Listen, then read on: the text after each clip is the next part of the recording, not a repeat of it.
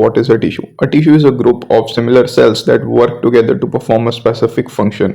एक tissue similar जो sales होते हैं उनका एक ग्रुप है जो कि एक स्पेसिफिक फंक्शन को साथ में परफॉर्म कर रहे हैं। बहुत सारे सेल्स जब साथ में मिलके एक कोई स्पेसिफिक फंक्शन को परफॉर्म करें तो उसे हम टिश्यू बोलते हैं। सिंपल है। बढ़ेंगे आगे। इसका एग्जांपल है muscle tissue help in movement, जब अपने हाथ का आप मूवमेंट कर रहे हो, या फिर nervous tissues carries the messages. ये इसके एग्जांपल्स हो जाएंगे। अब एनसीईआरटी को लाइन बाय लाइन समझते हैं। सबसे पहले ऊपर से स्टार्ट हो रहा है तो life begins when a single cell divides itself several times to give rise to large number of cells. एक सिंगल सेल बहुत सारे सेल्स में डिवाइड होता है ताकि बहुत सारे लार्ज नंबर ऑफ सेल्स वो बना सके। These cells gradually form the skin यानी protection, muscles for movement, bones for support, nerves for control and coordination and all other organs.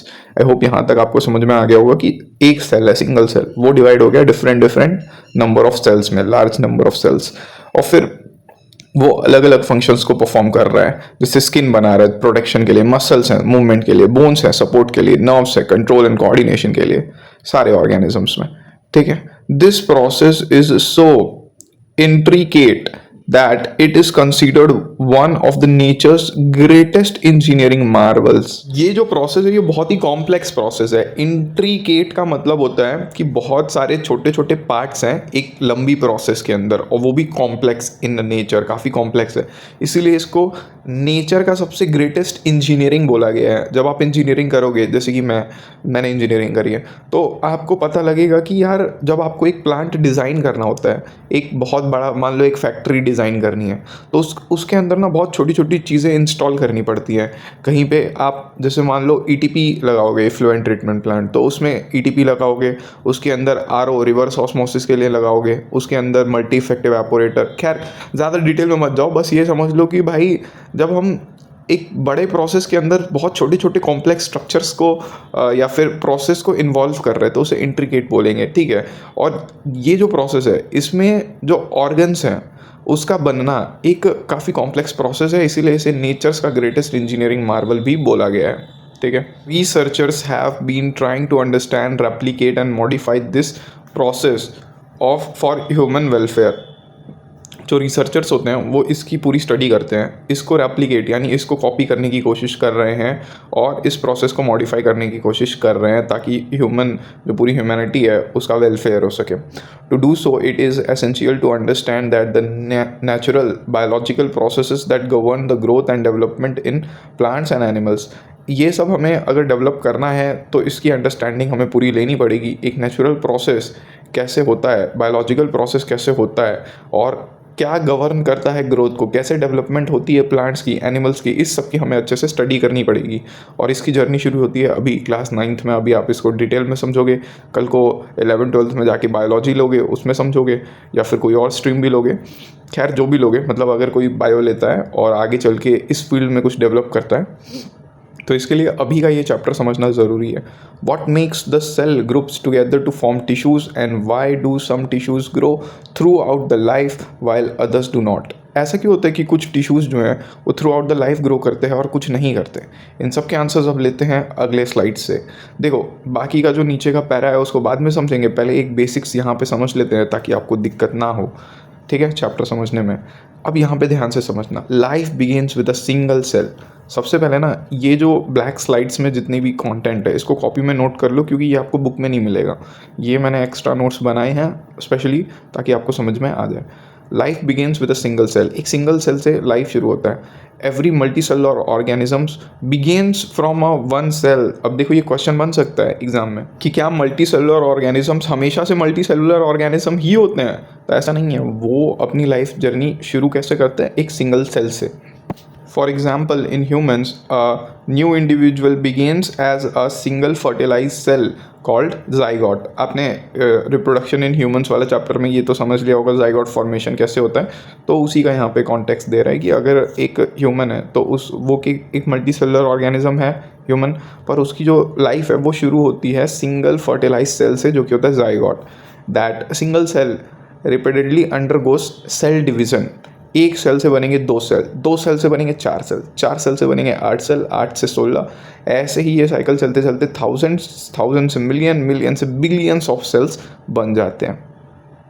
During the development cells become specialised. Specialised मतलब एक जो cell है वो एक स्पेसिफिक फंक्शन को perform करेगा, ये उसका स्पेशलाइजेशन है. जैसे आपका हो सकता है कि आप किसी एक एक्टिविटी में स्पेशलाइज्ड हो. मान लो आप दिन भर में बहुत सारे काम करते हो, पर कोई एक ऐसा काम हो जिसमें आप एकदम स्पेशलाइज्ड हो, है ना, कि ये काम तो मैं कर ही लूँगा. वो हो सकता है कि बैडमिंटन खेलना आप स्पेशलाइज्ड हो उसमें, वीडियो एडिटिंग में हो सकता है आप स्पेशलाइज्ड हो. ऐसे ही मान लो सेल है तो उसका एक स्पेशलाइजेशन है कि वो बस ये फंक्शन को परफॉर्म करेगा और उसको बेहतरीन तरीके से परफॉर्म करेगा. सम सेल्स बिकम स्किन सेल्स. कुछ सेल्स होते हैं जो कि स्किन सेल्स बन जाते हैं प्रोटेक्शन के लिए, फॉर एग्जांपल करके ये बता रहा है. फिर some become muscle cells for movement, some become nerve cells for control and coordination, some become bone cells for support, and other form blood glands and different organs. This process is called cell differentiation. तो अब तक clear है, I hope. आगे बढ़ेंगे. इन अ unicellular organism, हम एक cell वाले organism की बात कर रहे हैं और उसका एग्जांपल है amoeba. Consider amoeba. Amoeba consist of only one cell. तो अगर एग्जांपल लिखने को आए कि एक यूनिसेलुलर ऑर्गेनिज्म का नाम बताओ तो आप बोलोगे अमीबा होता है. That single cell has to perform essentially all life functions obtaining food, digestion, respiration, excretion, movement, response to surrounding and reproduction. ये सारा काम एक सेल करता है अमीबा में. One cell performs all major life functions. There is no division of labour between the different cells because there is only one cell. Division of labour का मतलब है कि एक काम अलग अलग बांट दिया कि ये काम तुम करोगे, ये काम तुम करोगे, ऐसे डिवाइड कर दिया. तो ये होता है मल्टी सेलुलर ऑर्गेनिज्म में. लेकिन यूनिसेलुलर में सारा काम एक ही सेल करता है, कोई डिवीजन ऑफ लेबर नहीं होता है.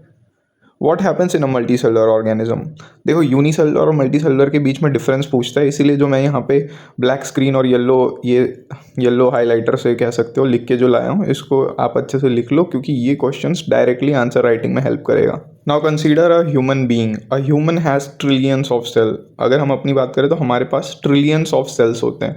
It would be inefficient if every cell tried to perform every function. अगर सारे सेल सारे ही फंक्शन परफॉर्म करें, जैसे कि मान लो आप हो गए, ठीक है, तो आप कल को डॉक्टर की पढ़ाई भी करो, इंजीनियर की भी पढ़ाई करो, तो ना आप ठीक से डॉक्टर बन पाओगे ना आप ठीक से इंजीनियर बन पाओगे. दो में से एक चूज़ करना पड़ता है. तो इसीलिए सेल्स बिकम स्पेशलाइज्ड, यानी इंस्टेड जो सेल्स हैं वो एक फंक्शन को परफॉर्म करते हैं. Different cells perform different jobs. This is called division of labour. Different cells अगर अलग अलग जॉब कर रहे हैं तो उससे हम बोलेंगे डिवीजन ऑफ लेबर. यहाँ पे सेल या टिश्यू यहाँ पे लिखे हुए हैं और मेजर उनके क्या फंक्शंस होते हैं वो लिखे हुए हैं. ये मैं बता भी देता हूँ. Muscle tissue perform the movement, nerves tissue perform control and coordination. जैसे कोई स्टिमुलस हुआ आप उसको रिस्पॉन्स करते हो तो ये सब नर्वस टिश्यू के काम होते हैं. एपिथेलियल टिश्यू जो अपर मोस्ट लेयर होती है ये प्रोटेक्शन या फिर कवरिंग का काम करती है. Bone tissues support and protection का काम करती है आपकी बोन टिश्यू. फिर ब्लड टिश्यू क्या करता है, ब्लड मतलब आपका ये ट्रांसपोर्ट का काम करेगा from one place to another throughout your body. इसको आप एग्जाम्पल में करके लिख सकते हो मल्टी सेलुलर ऑर्गेनिज्म में क्या क्या परफॉर्म होता है उसका. अब यहाँ पे देखते हैं division of labour. This is the central region why the tissues are important. Imagine that your body has to move your hand.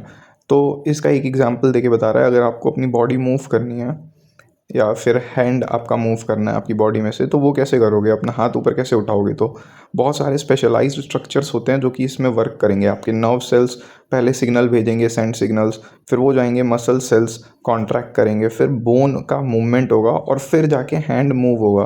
तो ये several specialised structures work together. तो उसकी वजह से आप बहुत सारे स्पेशलाइज्ड जो स्ट्रक्चर हैं साथ में वर्क किए, कोऑर्डिनेशन किए, तब जाके आपका नर्व सेल से लेके हैंड मूवमेंट तक का जो ये पूरा प्रोसेस है वो कंप्लीट हो पाया. No single cell can perform this entire process. ऐसा नहीं है कि सिर्फ एक ही सिंगल सेल वो ये पूरा प्रोसेस को परफॉर्म कर दे मल्टी सेलुलर ऑर्गेनिज्म के अंदर. Each group performs its own specialised function. Therefore specialisation, division of labour, greater efficiency gives complex organisms. That is why multi cellular organisms can perform extremely complicated functions. तो इसीलिए जो multi cellular organisms होते हैं वो बहुत ही ज़्यादा complicated functions को perform कर लेते हैं, क्योंकि उनमें सेल्स का स्पेशलाइजेशन होता है जो कि डिवीज़न ऑफ लेबर को बताता है कि कौन से काम किसको करना है, और फिर वो ज़्यादा एफिशिएंटली काम कर पाते हैं। जो कॉम्प्लेक्स ऑर्गेनिजम्स होते हैं उनके अंदर ये चीज़ देखी जाती है, जैसे कि मल्टीसेलुलर ऑर्गेनिजम्स, जैसे कि humans. Hierarchy of organisation, an extremely important sequence. Cell से बनते हैं टिश्यूज़ का जो ग्रुप होता है वो बनता है ऑर्गन का जो पूरा एक सिस्टम बनेगा तो वो बनेगा ऑर्गन सिस्टम से जब एक साथ एक बॉडी के अंदर आ जाएंगे तो वो बनता है ऑर्गेनिज्म। ये पूरा आपका स्ट्रक्चर है, सेल से टिश्यू से ऑर्गन से ऑर्गन सिस्टम से organism.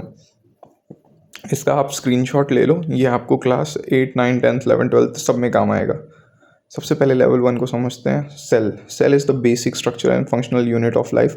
For example nerve cell, muscle cell, red blood cell and epithelial cell. Cell सबसे छोटी यूनिट होती है और सबसे बेसिक, इसीलिए उसको बोलते हैं basic structural and functional unit of life. बढ़ते हैं लेवल 2 की तरफ। लेवल 2 है a group of organised cells performing a specific function to forms a tissue. For example जो मसल सेल्स हैं वो मसल टिश्यू बनाते हैं, क्योंकि ये स्पेशलाइज्ड एक ग्रुप बन गया जिसको एक स्पेसिफिक फंक्शन परफॉर्म करना है। तो ग्रुप ऑफ ऑर्गेनाइज्ड सेल्स, बहुत सारे सेल्स एक साथ आए और वो परफॉर्म करेंगे एक स्पेसिफिक फंक्शन को, और इसे हम बोलेंगे एक टिश्यू। और इसका एग्जाम्पल आप ले सकते हो, मसल सेल्स जब एक साथ आते हैं तो वो बनते हैं मसल टिश्यूज़। अब बात करते हैं लेवल 3 की। लेवल 3 होते हैं organ. Different tissues combine to form an organ. For example the heart contains different tissues including muscle tissue, nervous tissue, connective tissue, epithelial tissue. Together, these tissues allow the heart to perform its function of pumping blood. जब different different tissues एक साथ combine हुए तो वो form करते हैं एक organ को। इसका एग्जांपल है कि जो हार्ट है उसमें बहुत सारे different types of tissues included होते हैं, जैसे कि muscle tissues, nervous tissue, connective tissue, epithelial tissue. ये सब जब साथ में आते हैं तो वो अलाउ करते हैं एक स्पेसिफिक फंक्शन को परफॉर्म करने के लिए, जो कि है हार्ट का जो पंपिंग है वो परफॉर्म करने में हेल्प करते हैं। मतलब पंपिंग ऑफ द ब्लड जो इसका फंक्शन है वो हार्ट परफॉर्म कर पाता है, क्योंकि डिफरेंट टिश्यूज़ कंबाइन करते हैं और फॉर्म करते हैं एक ऑर्गन को। ये लेवल 3 था। अब लेवल 4 पे चलते हैं, ऑर्गन सिस्टम समझते हैं। Different organs work together. जो ये डिफरेंट डिफरेंट ऑर्गन्स हैं वो जब वर्क करेंगे together to perform the major body function, एक बॉडी के अंदर कुछ फंक्शंस को परफॉर्म करने का काम करेंगे, तो इसे बोलेंगे हम ऑर्गन सिस्टम। इसका एग्जांपल है माउथ, ईसोफेगस या फिर ओइसोफेगस बोलते हैं लोग इसे, प्लस स्टोमक, फिर स्टोमक। अरे सब में अगर मैं प्रोनाउंसिएशन देखूंगा तो दिमाग ख़राब हो जाएगा, कोई बात नहीं। फिर है इंटेस्टाइन, फिर है associated organs, gives out digestive system. अगर आप डाइजेस्टिव सिस्टम में देखो तो आपके मुंह से शुरू हो रहा है और एक्सक्रीशन तक जा रहा है, मान लो, ठीक है, या डाइजेस्टिव बोल रहा है तो एसोसिएटेड ऑर्गन्स लिख के छोड़ दो, है ना। तो यहाँ पे क्या है कि mouth plus oesophagus plus stomach plus intestine plus associated organs, इतना सब होके गिव्स आउट डाइजेस्टिव सिस्टम। और इसका एक और एग्जांपल दे रहा है, similarly heart plus blood vessels gives out circulatory system. ये सब क्या हो गया, ऑर्गन सिस्टम हो गए जो आपकी बॉडी में एक बहुत ही मेजर फंक्शन को परफॉर्म कर रहे हैं, चाहे वो आपका डाइजेशन हो, चाहे आपका वो सर्कुलेशन हो, चाहे वो इवन रिस्पिरेशन हो जिसमें ब्रेक डाउन ऑफ एनर्जी भी हो रहा है, उसका भी एक ऐसा चेन बना के दिखा सकते हो। तो ये एक ऑर्गन सिस्टम के बारे में हमने समझा। इसका आप स्क्रीनशॉट ले सकते हो और इसका लिख सकते हो। फिर है ऑर्गेनिज्म। अब क्या है, सारे ऑर्गन सिस्टम वर्क करते हैं साथ में और वो एक कंप्लीट ऑर्गेनिज्म को फॉर्म करते हैं। तो ऑर्गेनिज्म का यहाँ पे लेवल 5 बता रहा है कि all organs systems work together to form the complete organism. For example, the digestive system plus respiratory system plus circulatory system plus nervous system. ये सब जब आपने प्लस एक्सेट्रा और भी बहुत सारी चीज़ें, बहुत सारे सिस्टम बॉडी में हैं जो बच गए तो उसको भी लिख दो, ठीक है। जैसे मैंने डाइजेस्टिव सिस्टम का आपको अभी पहले ही बता दिया, रिस्पिरेटरी का मैंने बोला कि आप बना सकते हो लूप, और सर्कुलेटरी सिस्टम का भी उसमें बताया हुआ है। फिर नर्वस सिस्टम का भी कंट्रोल एंड कोऑर्डिनेशन वाले चैप्टर में इसके बारे में भी अच्छे से समझोगे। तो ये सब है पूरा, ये सब मिलके क्या बनाते हैं, ह्यूमन बीइंग। तो यहाँ पे एक कंप्लीट ह्यूमन बीइंग का आपको कैसे बनता है, उसके पीछे की बायोलॉजी क्या है, वो आपने यहाँ पे समझी। अब यहाँ पे एक क्वेश्चन आ सकता है कि why is this hierarchy necessary. Hierarchy का मतलब होता है नीचे से ऊपर जब जाते हैं, एक ऑर्डर में आप बोल सकते हो। तो think of building a house. ऐसा सोचो कि आप एक घर बना रहे हो, तो क्या आप डायरेक्टली जब घर बनाओगे तो क्या आप उसमें कोई मटेरियल लगाओगे पहले, थोड़ा बनाओगे, ब्रिक्स रखोगे, फिर वॉल्स बनाओगे, फिर रूम्स बनाओगे, तब ना घर बनेगा, कि डायरेक्ट ही घर बना दोगे।